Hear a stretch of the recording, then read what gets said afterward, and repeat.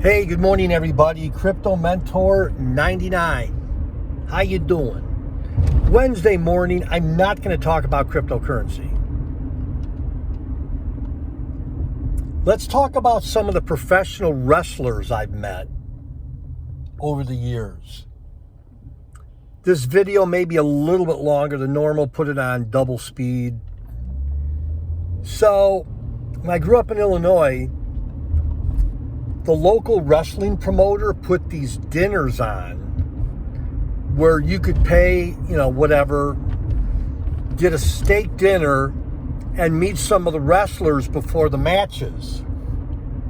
So I used to watch wrestling on TV, and I convinced my dad it was real. And he very gently was like, you know what, Crypto Mentor 99, it's just fake. I said, Dad, it's not fake, it's real. So, for my birthday, which is in January, this was many decades ago, my dad bought me 2 tickets for the dinner before the wrestling match and tickets to the wrestling match. Well, they did not announce who was going to be at the dinner before the match. And, I watch wrestling every Saturday morning. A lot of Saturday mornings.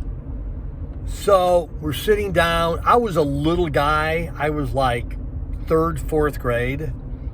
And from behind the curtain, they had these like bad-looking drapes. From behind the curtain comes Pepper Gomez. And you're like, who's Pepper Gomez?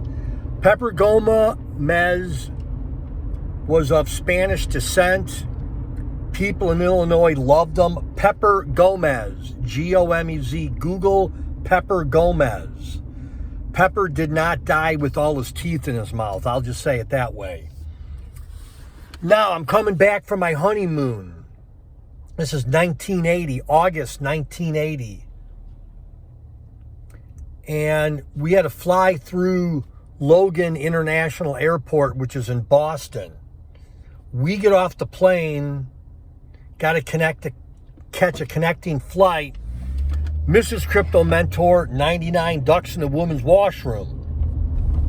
I, being the gentleman that I am, stood outside waiting for my bride to come out. And I'm just looking up and down the tarmac or the aisle or whatever, it's the hallway.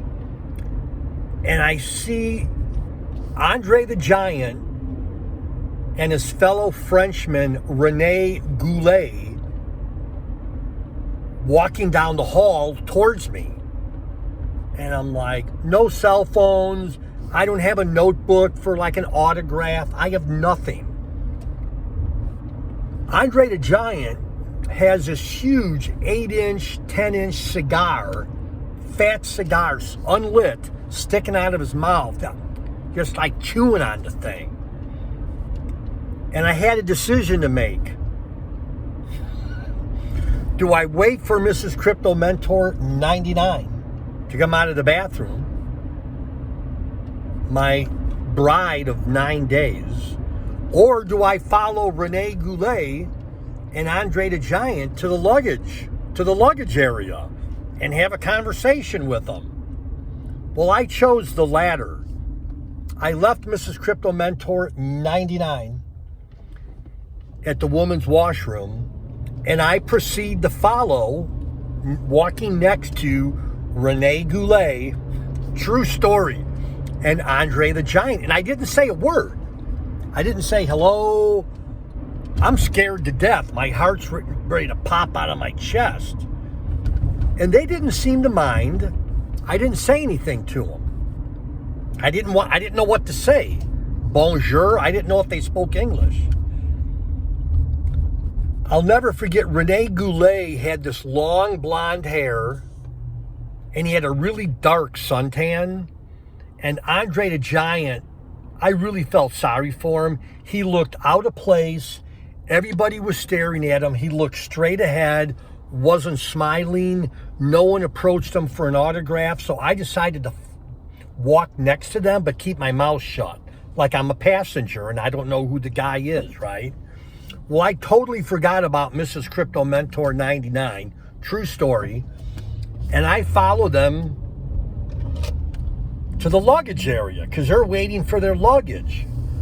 So very discreetly, I step in between them. I've got Andre the Giant on my right. I've got Rene Goulet on my left. And I was like a kid. Again, I didn't say a word. No iPhones, no cameras, no notebook for an autograph.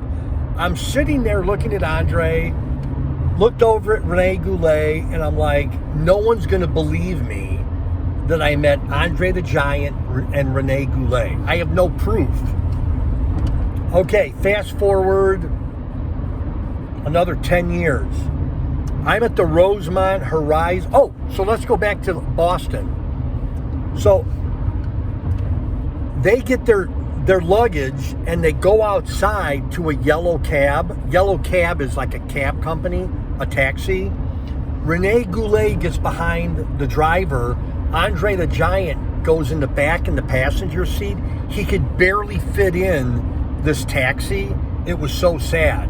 So people were kind of staring at them at the airport, like who, it was, again, I kind of felt sorry for him. But once he stepped in the wrestling ring, everybody knew who he was, right? Fast forward 10, 15 years, I'm at the Rosemont Horizon, Rosemont, Illinois,